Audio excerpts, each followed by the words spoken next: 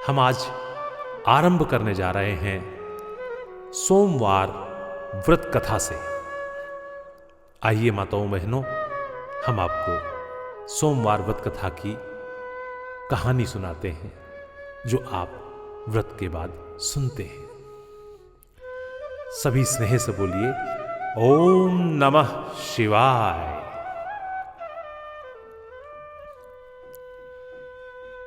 एक साहूकार जो बहुत ही धनवान था, उसको धन आदि किसी बात की कोई कमी नहीं थी, परंतु पुत्र न होने के कारण वह अत्यंत दुखी था। वह दिन रात इसी चिंता में रहता था और इसीलिए वह पुत्र की कामना के लिए प्रति सोमवार को शिवजी महाराज का व्रत और पूजन किया करता था। सायंकाल को शिवजी के मंदिर में जाकर दीपक जलाया करता था। उसके इस भक्ति भाव को देखकर एक समय श्री पार्वती जी ने शिवजी महाराज से कहा, हे महाराज, यह साहूकार आपका अनन्य भक्त है और सदैव आपका व्रत और पूजन बड़ी श्रद्धा के साथ करता है, अतः इसकी मनोकामना पूर्ण करनी चाहिए। शिवजी ने कहा, पार्वती जी, यह संसार कर्म क्षेत्र है। जैसे किसान खेत में जैसा बीज बोता है वैसा ही फल काटता है, उसी तरह संसार में जो जैसा कर्म करते हैं वैसा ही फल भोगते हैं।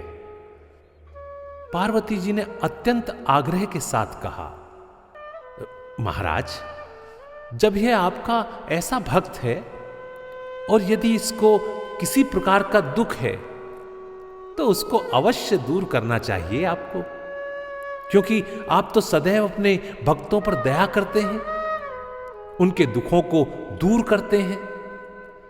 यदि आप ऐसा नहीं करेंगे तो मनुष्य क्यों कर आपकी सेवा, व्रत तथा पूजन करेंगे। पार्वती जी का ऐसा आग्रह देखकर शिवजी महाराज प्रसन्न हो कहने लगे, हे पार्वती, इसके कोई पुत्र नहीं है। इसी पुत्र चिंता से यह बहुत दुखी रहता है। इसके भाग्य में पुत्र न होने पर भी मैं इसको पुत्र प्राप्ति का वर देता हूं, परंतु वह केवल 12 वर्ष तक ही जीवित रह पाएगा। उसके पश्चात वह मृत्यु को प्राप्त होगा। इससे अधिक मैं इसके लिए कुछ नहीं कर सकता। यह सब बात साहूकार सुन रहा था। इससे उसको न कुछ प्रसन्नता हुई और न ही कुछ दुख हुआ। वह पूर्वत पहले की भांति वैसे ही शिवजी महाराज का सोमवार का व्रत और पूजन करता रहा। कुछ समय व्यतीत हो जाने पर साहूकार की स्त्री गर्भवती हुई और 10वें महीने में उसके गर्भ से एक अति सुंदर पुत्र की प्राप्ति हुई। साहूकार के घर में बहुत खुशियां मनाई गई, परंतु साहूकार ने उसको केवल 12 वर्ष की आयु जानकर अधिक प्रसन्नता प्रकट नहीं की, न ही किसी को भेद दिया, इस बारे में कुछ बताया।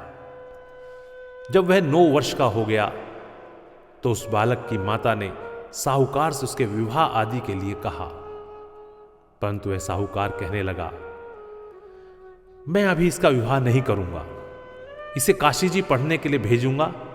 फिर उस साहूकार ने अपने साले अर्थात बालक के मामा को बुलाया और उसको बहुत सा धन देकर कहा, तुम इस बालक के साथ में काशी जी जाओ और इसे पढ़ने के लिए ले जाओ। रास्ते में जिस जगह भी जाओ वहां यज्ञ करते हुए, दान देते हुए तथा ब्राह्मणों को भोजन कराते हुए जाना। इस प्रकार साहूकार ने अपने साले और पुत्र को काशी पढ़ने के लिए भेज दिया। वह दोनों मामा भांजे सब जगह यज्ञ करते हुए और ब्राह्मणों को भोजन कराते हुए जा रहे थे। रास्ते में उनको एक शहर दिखाई पड़ा। उस शहर के राजा की कन्या का विवाह था और दूसरे राजा का लड़का जो विवाह के लिए बारात लेकर आया था, वह एक आंख से काना था। लड़के के पिता को इस बात की बड़ी चिंता थी कि कहीं वर को देख कन्या के माता पिता विवाह में किसी प्रकार की अड़चन पैदा ना कर दें। इस कारण जब उसने साहूकार के लड़के को देखा तो मन में विचार किया कि क्यों न दरवाजे के समय पर इस लड़के से वर का काम ले लिया जाए। ऐसा विचार कर राजा ने उस लड़के और उसके मामा से कहा और मामा राजी हो गए और साहूकार के लड़के को स्नान आदि कराकर वर के कपड़े पहनाकर तथा घोड़ी पर चढ़ाकर दरवाजे पर ले गए और बड़ी शांति से सब कार्य हो गया। किसी को कुछ पता नहीं चला। अब वर के पिता ने सोचा यदि विवाह कार्य भी इसी लड़के से करा दिया जाए तो क्या बुराई है। ऐसा विचार करके उसके मामा से कहा, यदि आप फेरों और कन्यादान का काम भी करा दें तो आपकी बड़ी कृपा होगी और हम इसके बदले में आपको बहुत सा धन देंगे। लड़के के मामा ने स्वीकार कर लिया और विवाह कार्य बहुत अच्छी तरह से संपन्न हो गया। परंतु जिस समय लड़का जाने लगा तो उसने राजकुमारी की चुनरी के पल्ले पर लिख दिया कि तेरा विवाह तो मेरे साथ हुआ है, परंतु जिस राजकुमार के साथ तुमको भेजेंगे वह एक आंख से काना है और मैं तो काशी जी पढ़ने जा रहा हूं। उस राजकुमारी ने जब अपनी चुनरी पर ऐसा लिखा हुआ पाया तो उसने राजकुमार के साथ जाने से इनकार कर दिया और कहा, यह मेरा पति नहीं है, मेरा विवाह इसके साथ नहीं हुआ। वह तो काशी जी पढ़ने गए हैं। राजकुमारी के माता पिता ने अपनी कन्या को विदा नहीं किया और बारात वापस चली गई। उधर सेठ का लड़का और उसका मामा काशी जी पहुंच गए। वहां जाकर उन्होंने यज्ञ करना और लड़के ने पढ़ना शुरू कर दिया। जब लड़के की आयु 12 वर्ष की हो गई तब एक दिन उन्होंने यज्ञ रच रखा था। लड़के ने अपने मामा से कहा, मामा जी आज मेरी तबीयत कुछ ठीक नहीं है। मामा ने कहा, अंदर जाकर सो जाओ।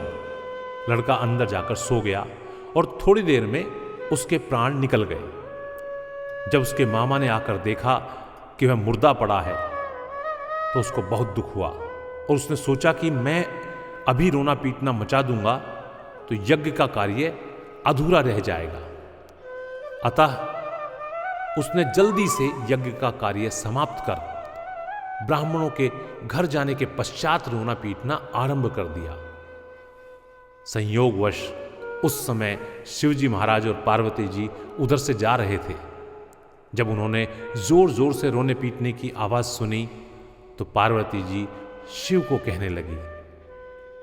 उन्होंने शिवजी से आग्रह करके उसके पास ले गई और सुंदर लड़के को मरा हुआ देखकर कहने लगी, महाराज यह तो उसी सेठ का लड़का है जो आपके वरदान से पैदा हुआ था।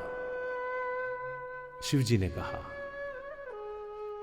पार्वती जी इसकी आयु इतनी ही थी, सो भोग चुका। पार्वती जी ने कहा, महाराज कृपा करके उस बालक को और आयु दो, नहीं तो इसके माता पिता तड़प तड़प कर मर जाएंगे। पार्वती जी के इस प्रकार बार बार आग्रह करने पर शिव जी ने उसको वरदान दिया और शिव जी महाराज की कृपा से लड़का जीवित हो गया। शिव जी पार्वती जी कैलाश चले गए, तब वह लड़का और उसका मामा उसी प्रकार यज्ञ कराते हुए अपने घर की तरफ चल पड़े। रास्ते में उसी शहर में आए जहां पर उस लड़के का विवाह हुआ था। वहां पर आकर जब उन्होंने यज्ञ आरंभ कर दिया तो उस लड़के के ससुर ने उसको पहचान लिया और अपने महल में लाकर उसकी बड़ी खातिर की। साथ ही बहुत सारा धन और दासियों सहित बड़े आदर और सत्कार के साथ अपने लड़के और जमाई को विदा किया। जब वह अपने शहर के निकट आया तो उसके मामा ने कहा, पहले मैं तुम्हारे घर जाकर खबर कराता हूं। उस समय उसके माता पिता घर की छत पर बैठे हुए थे और उन्होंने प्रण कर रखा था कि यदि हमारा पुत्र सकुशल घर वापस आया तो राजी खुशी नीचे उतर जाएंगे, नहीं तो छत से गिरकर अपने प्राण दे देंगे। इतने में उस लड़के के मामा ने आकर यह सारा समाचार दिया, आपका पुत्र आ गया है। परंतु उनको विश्वास नहीं आया। तब उसके मामा ने शपथ पूर्वक कहा, आपका पुत्र अपनी पत्नी तथा बहुत सारा धन लेकर आया है। साहूकार ने बड़े आनंद के साथ उसका स्वागत किया और वह बड़ी प्रसन्नता के साथ रहने लगे। इस प्रकार जो कोई भी सोमवार का व्रत रखता है अथवा इस कथा को पढ़ता या सुनता है, उसके दुख दूर होकर उसकी समस्त मनोकामनाएं पूर्ण होती हैं और इस लोक में नाना प्रकार के सुख भोगकर अंत में सदाशिव के लोक की प्राप्ति हुआ करती है। बोले शिवजी महाराज की जय, बोलिए माता पार्वती की जय।